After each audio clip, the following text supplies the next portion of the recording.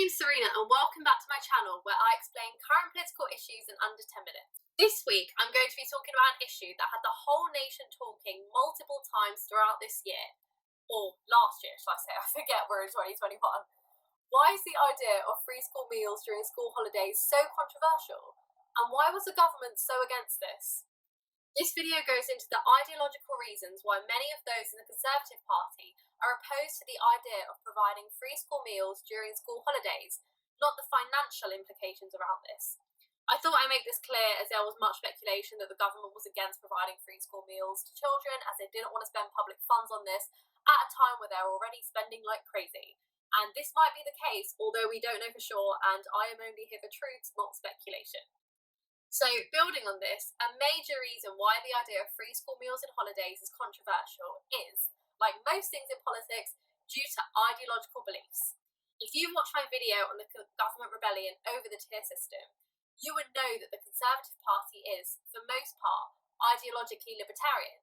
If you haven't, I really recommend watching this, not in a selfish way to promote myself and my other videos, because it explains the background of this ideology really thoroughly and more so than I am doing here.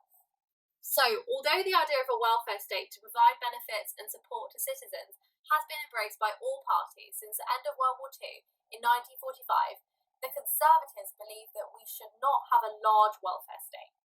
As a result of this, they believe that the state should not interfere in people's lives unless absolutely necessary, and that citizens should make their own choices on how to spend their money and raise their children. Now, when the idea of free school meals initially arose, it was backed by all parties as it fits in with this ideology of the welfare state helping citizens through fixed state institutions.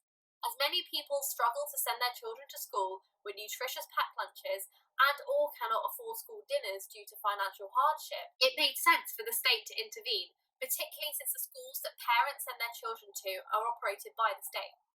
As children are in the care of the state, when they attend school, the state rightly has an obligation to ensure that children are adequately fed whilst in its care. However, where this gets a bit messy is during school holidays.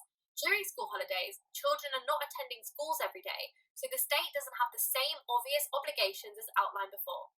As the Conservative Party has always championed individual liberties and is reluctant to guide people on how to live their lives, providing free meals to children during the holidays would signal that the party embraces a big state and intervening in people's lives.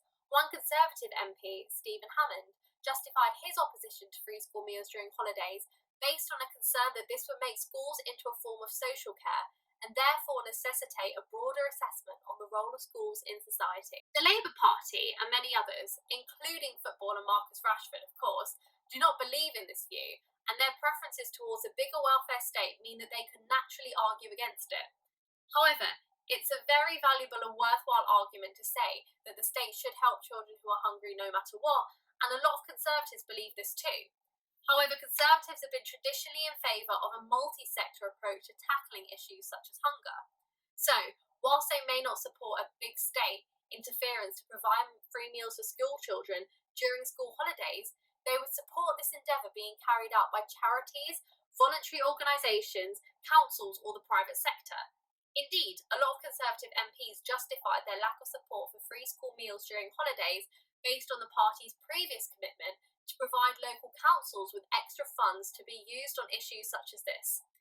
Of course, morals do conflict with ideologies, and some Conservative MPs did advocate free school meals during holidays based on the morals and the arguments that the Labour Party put forward around this. Governments need to be careful about not slipping away from their ideologies too much for fear of looking like sellouts to their core voter base.